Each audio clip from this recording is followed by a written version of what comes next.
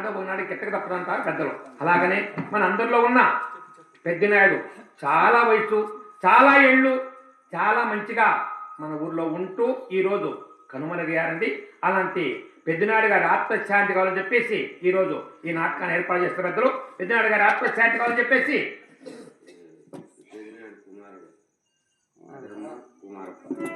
కదిరమ్మ కుమారప్ప కుమారుడైన చిన్న కుమారుడు కదిరప్ప నాయుడు, కదిరమ్మ అలాగనే కుమారప్ప నాయుడు గారు ఇద్దరు కలిసి తన తండ్రి గారి ఆత్మశాంతి కావాలని చెప్పేసి 500 రూపాయలు ఇచ్చారండి.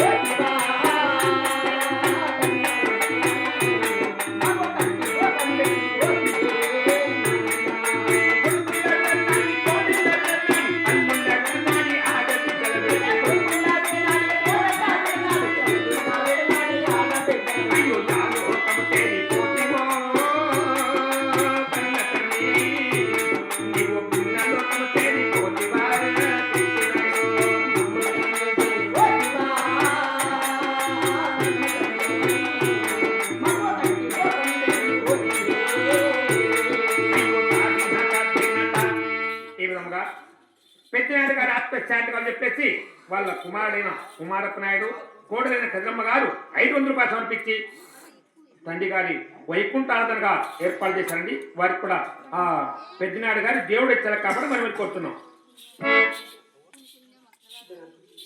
కీర్తి చేతిలో పెద్దనాయుడు గారి ఆత్మశాంతి అని చెప్పేసి, కదిరమ్మ అవ్వ గారి ఆత్మశాంతి అని చెప్పేసి కదిరి వాస్తువులైన తిరుమదేవరపల్లి వాస్తువులు జిన్నె శ్రీనివాసులు, జిన్నె రత్నమ్మ, జన్నె జయంత్ వీరంతా కలిసి 500 రూపాయలు ఇచ్చారండి.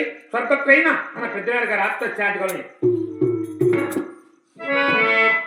అయ్యా చిన్నారి చిట్టి తండ్రి, మమ్మల్ని కన్నావా మా కన్న తండ్రి అంటూ ఏమంటున్నావయ్యా? చిన్నారి చిట్టి తండ్రి మమ్మ కన్నావా కన్న తండ్రి, ఇన్నాళ్ళు పెంచి ఈనాటి మము విడనాడి పోయావా, నువ్వు ఎడబాటి పోయావా. చిన్నారి చిట్టి తండ్రి